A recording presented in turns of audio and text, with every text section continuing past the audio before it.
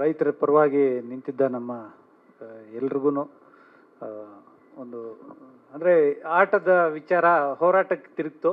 So ಹಂಗೆ ನಾವೆಲ್ಲ ಅಮ್ಮಕ್ಬಿಟ್ರು. ಒಳ್ಳೇದಾಗಲಿ. ಮತ್ತು ನನಗೆ ಫೋನ್ ಮಾಡಿದ್ರು ಫಸ್ಟು. ಹೀಗೆ ಹೋಗ್ತಿದ್ರೆ, ಸರ್ ನಾನು ಚೇತನ್ ಅಂತ ನಿಮ್ಮ ಹತ್ರ ಮಾತಾಡಬೇಕು ಅಂದರು. ಏನು ವಿಷಯ ಅಂದೆ. ನಾನು ಹಿಂಗೆ ಸಿನಿಮಾ ಮಾಡಬೇಕು ಅಂದರು. ನೀವು ಅಂದೆ. ನಾನು ರೈತ ಸರ್ ಅಂದರು. ಅಲ್ಲ, ನನ್ನ ಸಿನಿಮಾ ಡೈರೆಕ್ಟರ್ ಆಗಲಿ ಪ್ರೊಡ್ಯೂಸರ್ ಆಗಲಿ ಮಾಡ್ತಾರೆ, ರೈತರು ಮಾಡ್ತಾವ್ರಲ್ಲ ಅಂದ್ಬಿಟ್ಟು ನನಗೆ ಸ್ವಲ್ಪ ಭಯ ಆಯಿತು.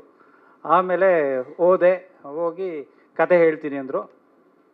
ಸರಿ ಹೇಳಿ ಅಂದರು. ಅವ್ರದ್ದು ಒಂದಷ್ಟು ಕತೆ ಹೇಳಿದ್ರು. ಚೆನ್ನಾಗಿದೆ ಅಂದೆ. ಆಮೇಲೆ ಇನ್ನೊಂದು ಕತೆ ಇದೆ ಸರ್, ಆ್ಯಕ್ಚುಲಿ ಪಿಕ್ಚರ್ ಮಾಡಬೇಕಾಗಿರೋದು ಈ ಕತೆ, ನಾನು ಇಷ್ಟೊತ್ತು ಹೇಳಿದ್ದು ನನ್ನ ಕತೆ ಅಂದರು. ಸರಿ, ಎರಡೆರಡು ಕತೆ ಇದೆ ಅಂದ್ಕೊಂಡೆ. ಸೊ ಅದು ಒಂಥರ ಪೆಕ್ಯುಲಿಯರ್ ಕ್ಯಾರೆಕ್ಟ್ರು. ಚೇತನ್ ಅಂದರೆ ಒಬ್ಬ ಹೀರೋ ಆಗಬೇಕು ಅಂತ ಬರೋದು, ಪ್ರೊಡ್ಯೂಸರ್ ಹುಡುಕಲ್ಲ, ತಾನೇ ಪ್ರೊಡ್ಯೂಸರ್ ಆಗ್ತಾರೆ. ತುಂಬ ಚಿಕ್ಕ ಏಜ್ಗೆ ಎಲ್ಲ ವಿಚಾರನೂ, ಒಂದು ಕೃಷಿ ಅಂತ ಹೇಳಿದ್ರೆ ಅದರಲ್ಲಿ 100% ಕೆಲಸ, ಹೈನುಗಾರಿಕೆ ಅಂದರೆ ಅದರಲ್ಲಿ ಒಂದು 100%. ಯಾವುದೂ ಇದಿಲ್ಲ. ಒಂದು ಪರ್ಕೆ ತೊಗೊಂಡು ಸಗಣಿ ಗುಡಿಸ್ಕೊಂಡು ಆ ಪರ್ಕೆ ಈ ಕಡೆ ಬಿಸಾಕಿ ಈ ಕಡೆ ನಮ್ಮ ಪ್ರವೀಣನ ಜೊತೆ ನಿಂತ್ಕೊಂಡು ಇಟ್ಟರು ಕೊಡೋದು. ಮಾರುತಿ ವ್ಯಾನ್ ನಿಂತಿರುತ್ತೆ, ಈ ಕಡೆ ರೇಂಜ್ ರೋವರ್ ನಿಂತಿರುತ್ತೆ, ಅದರಲ್ಲಿ ಕಸ ಇದು ಹುಲ್ಲು ತೊಗೊಂಡೋಗೋಕ್ಕೂ ರೆಡಿ, ಈ ಕಡೆ ರೇಂಜ್ ರೋವರಲ್ಲಿ ಅವ್ರ ತಾಯಿನ ಕರ್ಕೊಂಬಂದು ಬಿಡೋದು. ಅಂದರೆ ಈ ವ್ಯಕ್ತಿ ಇಷ್ಟೊಂದು ಎಲ್ಲ ವಿಭಾಗಗಳಲ್ಲೂ ಇದ್ದಾರಲ್ವಾ ಅಂತ. ಸೊ ಸಿನಿಮಾಗೆ ಬನ್ನಿ ಅಂತ ಹೇಳಿದಾಗ ಇದೆ ಸರ್, ಅವ್ರು ಹೇಳಿದ್ದು ಒಂದೇ ಮಾತು, ಸರ್ ನನಗೆ ಬಾಗಿಲು ಮುಚ್ಚಿದ್ಯಾ ಬಾಗಿಲು ತೆಗ್ದಿದ್ಯಾ ಗೊತ್ತಿಲ್ಲ, ನನಗೆ ನೇಗ್ಲಿದೆ ಅಂದರು. So ready. ಅಂದರೆ ಈಗಿನ ಪರಿಸ್ಥಿತಿಲಿ ಸಿನಿಮಾಗೆ ಬಂದು ಸಿನಿಮಾ ಹೆಚ್ಚು ಕಮ್ಮಿ ಆದಾಗ, ಇಲ್ಲ ಪಾಸಿಟಿವ್ ಆದಾಗ ಹೊಗಳ್ಕೊಂಡು, ಇಲ್ಲ ಏನಾದರೂ ನೆಗೆಟಿವ್ ಆದಾಗ, ಇಲ್ಲ ಮನೆ ಮಠ ಮಾರ್ಕೊಂಡ್ಬಿಟ್ವಿ, ಆ ಥರದ ವ್ಯಕ್ತಿ ಅಂತೂ ಚೇತನ್ ಅಲ್ಲ. ಅವರು ನೀಟಾಗಿ ಹೇಳ್ಕೊಂಡೇ ಬಂದರು.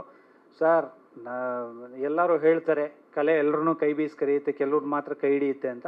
ಹಿಡಿದ್ರೆ ಹಿಡೀಲಿ ಸರ್ ಅಂತ ಅವ್ರು ದೇವ್ರಿಗೆ ಡೀಲ್ ಕೊಟ್ಬಿಟ್ರು.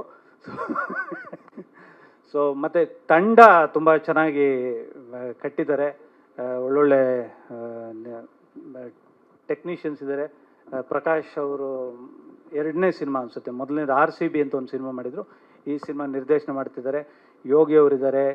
ತುಂಬ ದಿನ ಆದಮೇಲೆ ನಮ್ಮ ಗೆಳೆಯ ಪೆಟ್ರೋಲ್ ಪ್ರಸನ್ನ ಅವರು, KR ಪೇಟೆ ಅವರು, ತುಂಬ ಜನ ನುರಿತ ನಟರು ಮತ್ತು ಟೆಕ್ನಿಷಿಯನ್ಸ್ ಇದ್ದಾರೆ.